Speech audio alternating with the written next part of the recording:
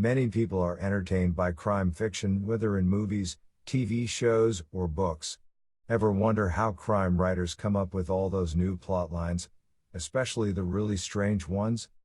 Some of it may come from their imaginations. But if crime writers are struggling for new plot lines, they should look no further than real life for their inspiration.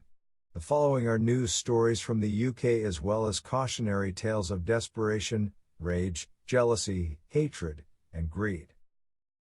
Number 10. Marie Wilks. In June 1988, Marie Wilks was 22 and pregnant with her second child when she took a road trip with her baby son and 11-year-old sister. They had been to visit her husband at an army training camp. As an inexperienced driver, Marie soon became lost and ended up on the busy M50 motorway. Disaster struck when her car broke down. Marie was forced to leave the two children in the car and walk along the busy road to find an emergency phone. She made it to the phone and spoke to an operator who tried to contact relatives for her. Suddenly, the only sound the operator could hear was the distant roar of traffic. Marie had simply vanished. Later, a police car spotted her young sister wandering along the dark road with a baby in her arms. The girl was desperately searching for Marie. The roadside phone was found splashed with blood, the receiver dangling by its cord. Marie's body was found in a nearby woodland. She had been beaten and stabbed to death. Former soldier Edward Browning had been driving in the area following a row with his pregnant wife. Browning was arrested and found guilty of the murder.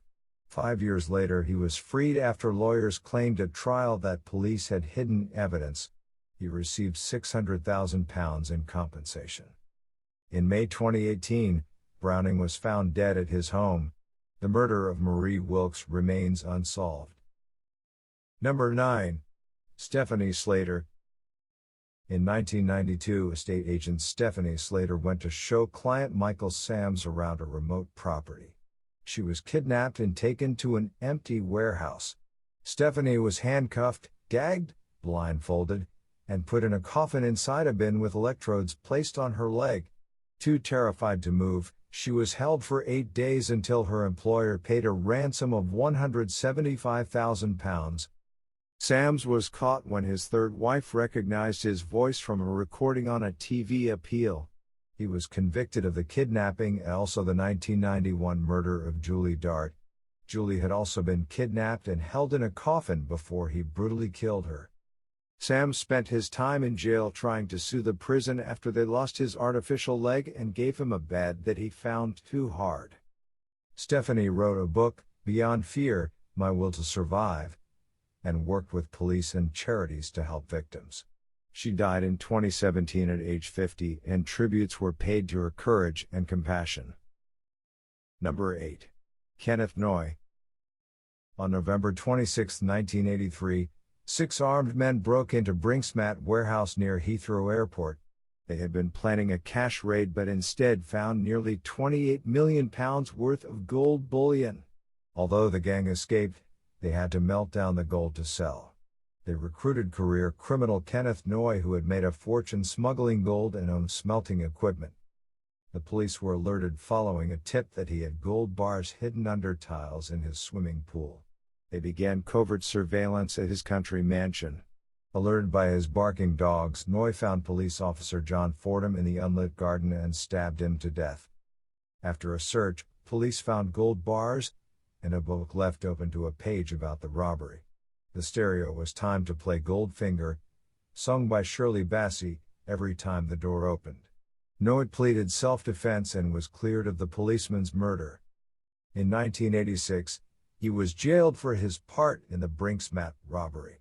On release, he resumed his life of crime, this time importing drugs.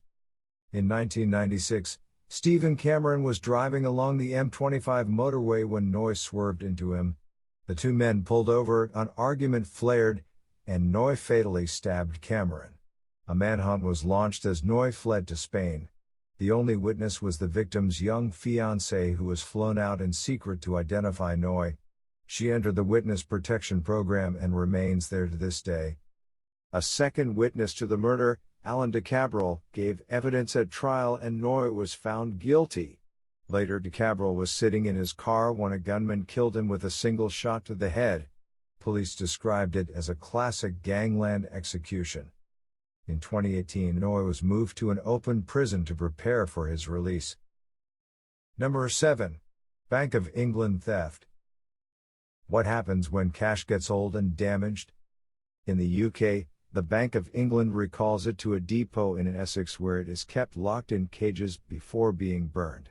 In 1994, workers Christine Gibson, Michael Nairn, and Kenneth Longman hatched a plan to switch locks and remove cash while fellow worker Kevin Winwright distracted guards. They stuffed notes inside their clothing and walked out carrying thousands. Incredibly, this continued for 4 years. The cash was spent on cars and lavish holidays.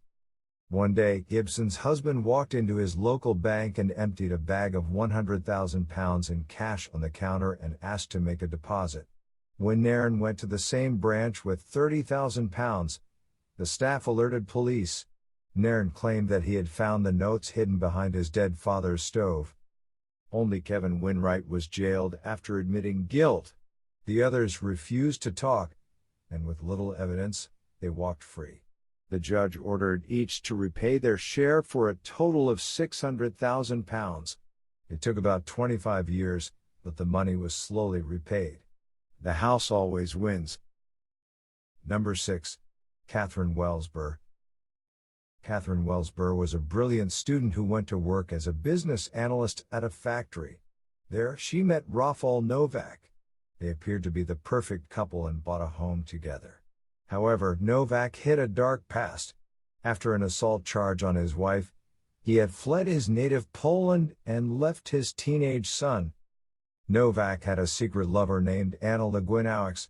Motivated by greed, the evil pair plotted to kill Catherine to claim her life insurance money and sell the house. They spent months using various mobile phones to create fake dating profiles with Catherine's image. Texts were sent from an imaginary male lover to set the scene. Legwinowicz's uncle Tadeusz Dymitryson was brought in to help with the murder. Novak smothered the unsuspecting Catherine and then calmly went to work as usual, which provided him with an alibi. Legwinowicz and Dymitryson placed Catherine's body in her car, drove a short way, and then set fire to the vehicle.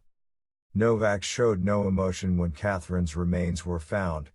He was arrested that day, and the vile plot was exposed. All three were found guilty. On June 10, 2013, they were sentenced to life imprisonment. Number 5. Corrie McKeague.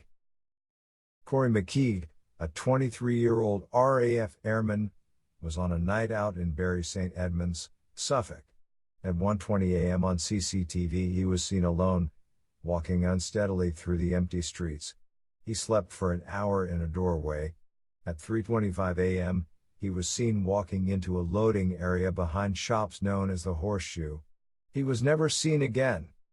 There is only one way into the Horseshoe, and it has no CCTV.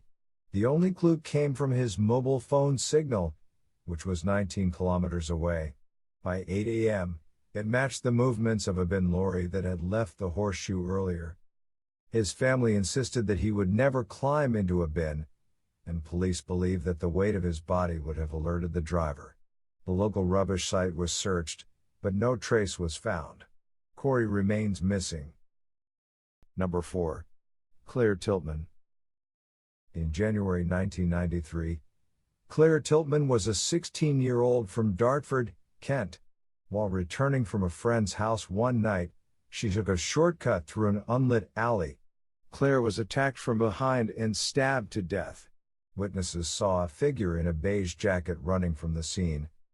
Colin Ashsmith was a loner who lived with his mother, a local politician who later became mayor. He wore a beige jacket. But when police questioned him, his mother gave him a false alibi.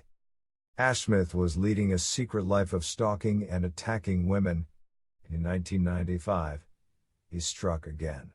This time his victim survived and he was jailed. In prison, he confessed to Claire's murder. Police sent forensics to his home, but the beige jacket that witnesses recalled had vanished.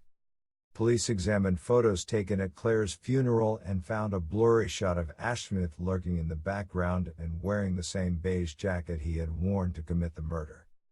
In December 2014, Ashsmith was sentenced to life. While clutching a photo of Claire's deceased parents, her friends gathered in court to see justice served after 20 years. Number 3. Marc Sutton. Marc Sutton was a vegetarian chef living in the French Alps.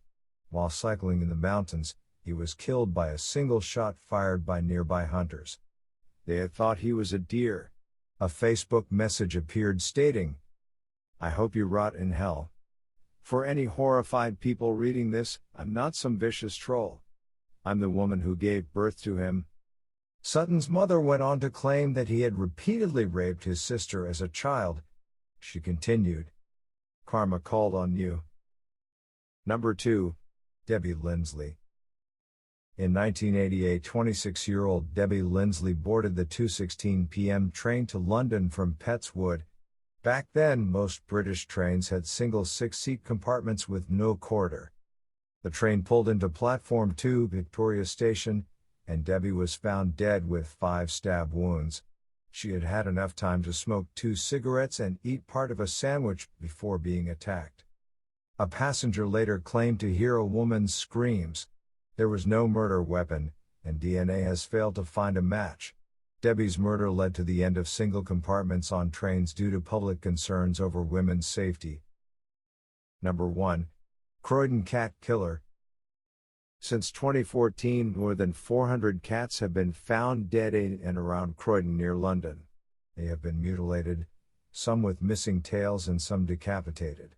Owners have found heads and other body parts dumped on their doorsteps and neatly lined up on garden walls. As the death toll rose, police blamed foxes. A vet examined the corpse of a headless cat and claimed that a knife made the cut. Some people feared satanic rituals or the early work of a serial killer. The police have now concluded that the deaths were due to road accidents and scavenging by wild animals. Grief-stricken pet owners still disagree.